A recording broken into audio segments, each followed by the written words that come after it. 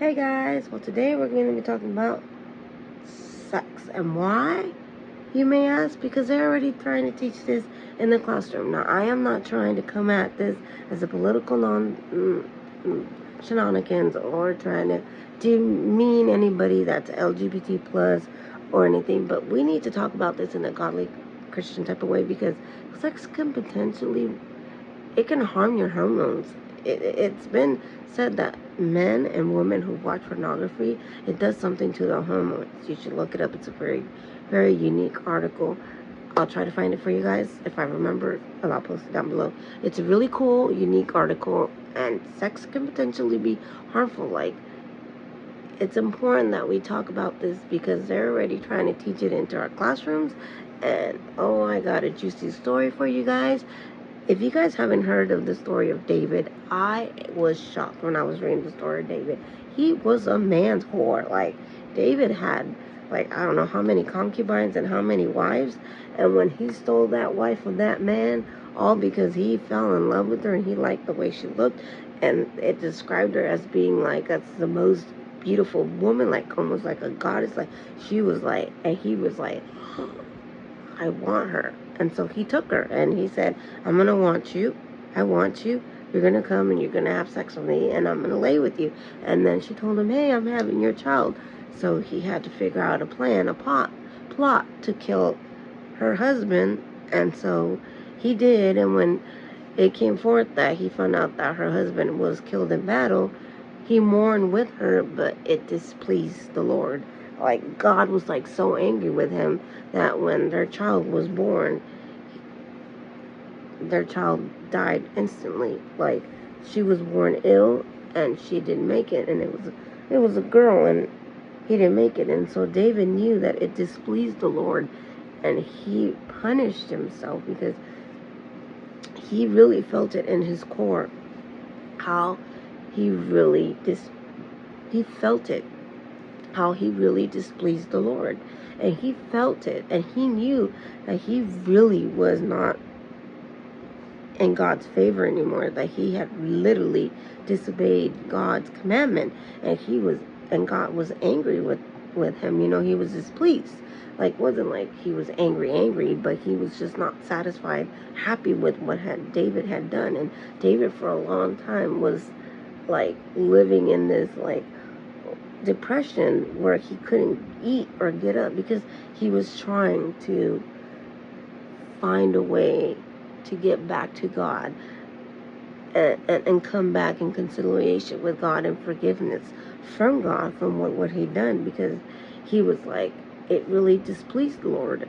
And so if you guys ever heard that song, and David played and it pleased the Lord, and also that song, because David also played the harp for King Solomon, and he had favor with King Solomon for a while.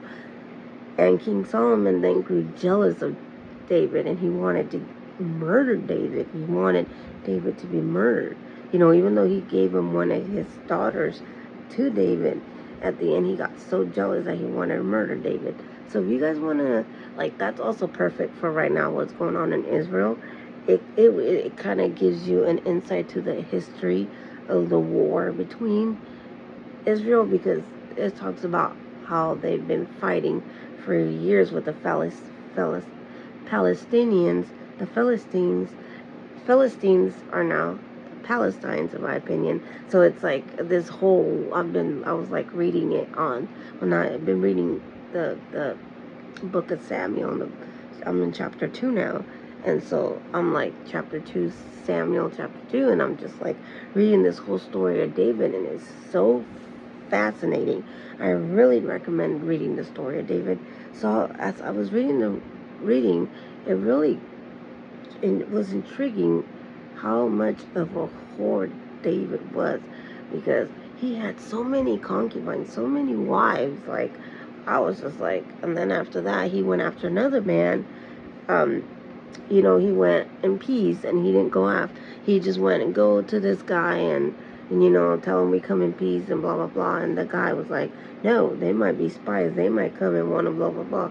So the wife, she knew God, and she was very godly herself. She prayed, and she was like, no, loaves of bread and these to them and blah blah blah. And she knew that what her husband had done was wrong.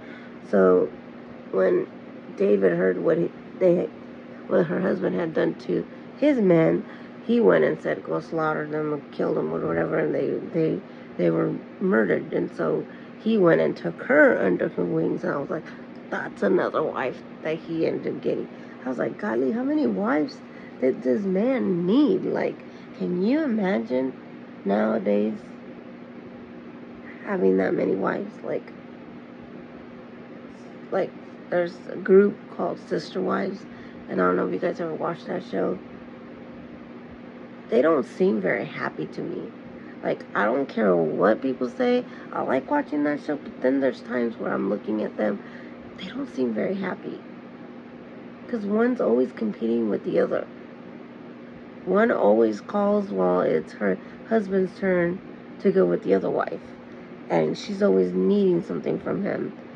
And she's always calling him. This is like two different shows that I've watched. And when one of the shows, I forget one is the Browns, and then I forget the other show, the other Sister Wife show. There was two Sister Wife shows on TLC that I watched. And this one that I watched, I think they were still in Utah, but it wasn't the Browns. They were in Utah, and they were like, talking to them, and like they were they seemed pretty happy, but this couple was having an issue because every time the husband would go to this wife, it's her turn to be her week with him. This other wife would always call him and be like, "Hey, I need you to come over. There's something going on in the house.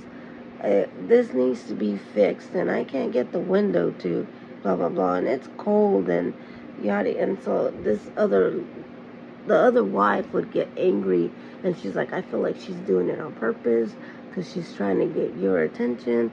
And then I saw that too with the Browns. Like, I didn't see it as much, but I always saw the jealousy between wives, and I'm like, why would you want that?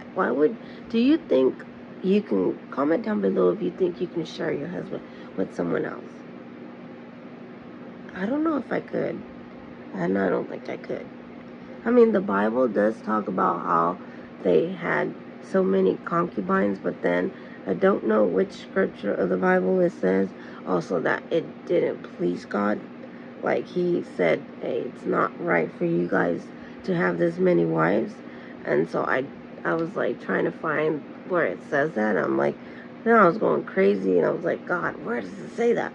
What is, because that's like a debate that a lot of people have that are that believe in one marriage, and then you got your I can never say that word, polygamous, or whatever.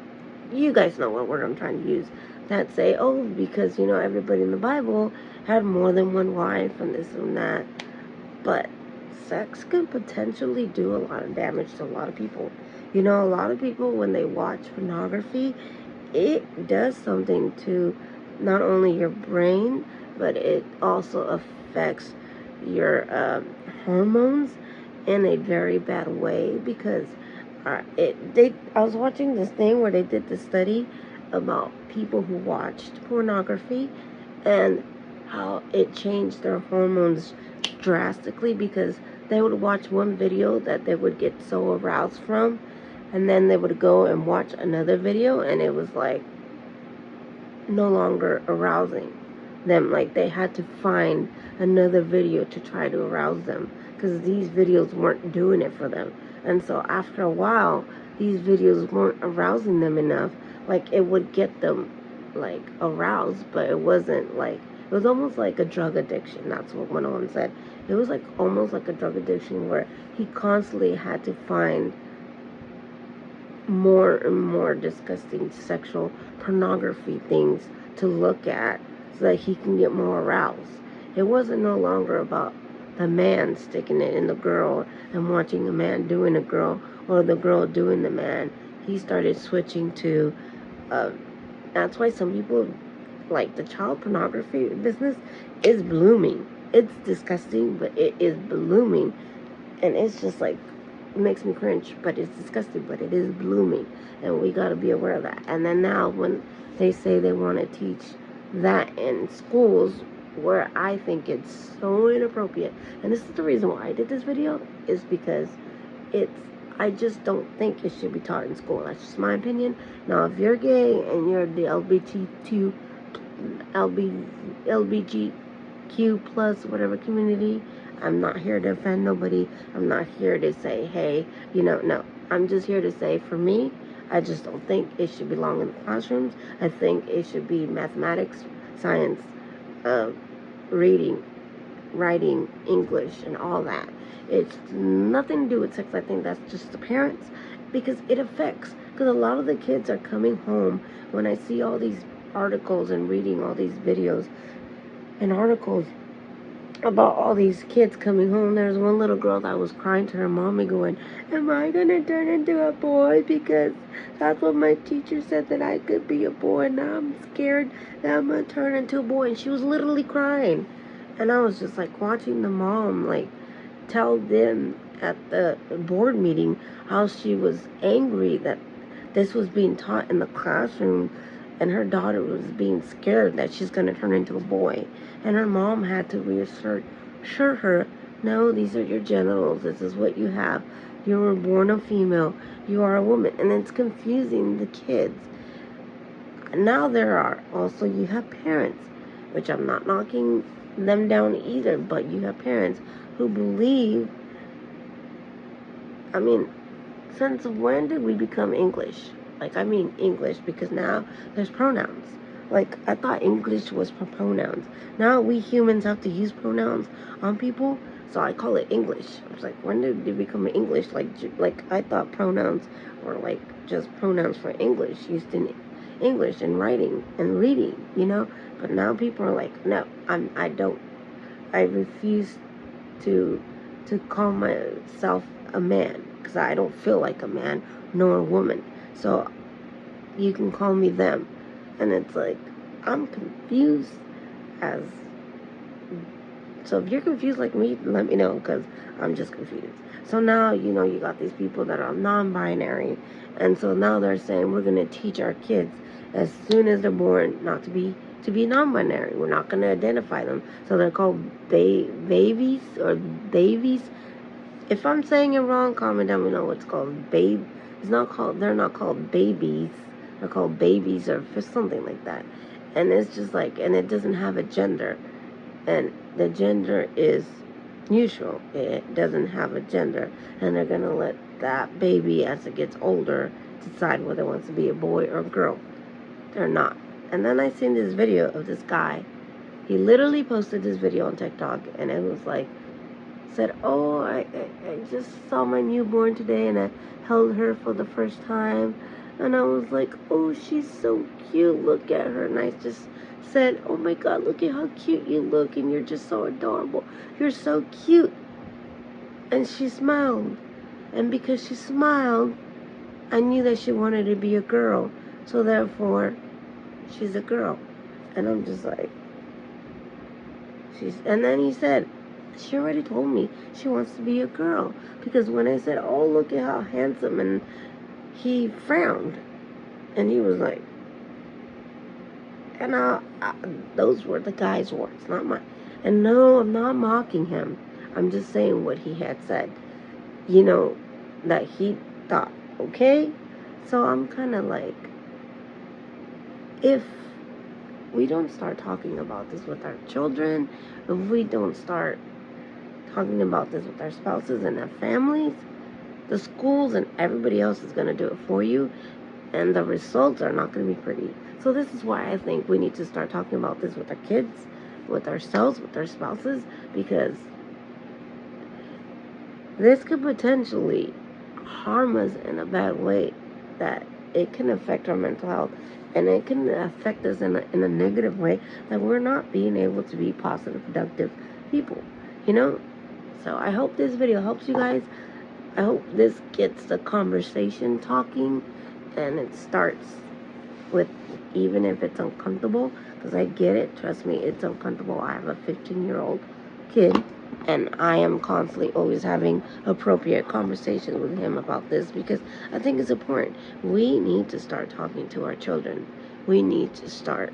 And it starts with having conversations and not letting the schools do it for us. We need to do it as parents, and we need to do it with our children so that our children are well prepared and know when these kind of conversations come, they'll know what to say, what to do, how to react. They'll know to come to you and be like, Mom, this is what we're talking about in school. And then you'll decide whether you think it's okay or not. But that is just my opinion, that it's for the parents. I hope you guys have a great night, and I'll see you guys next time.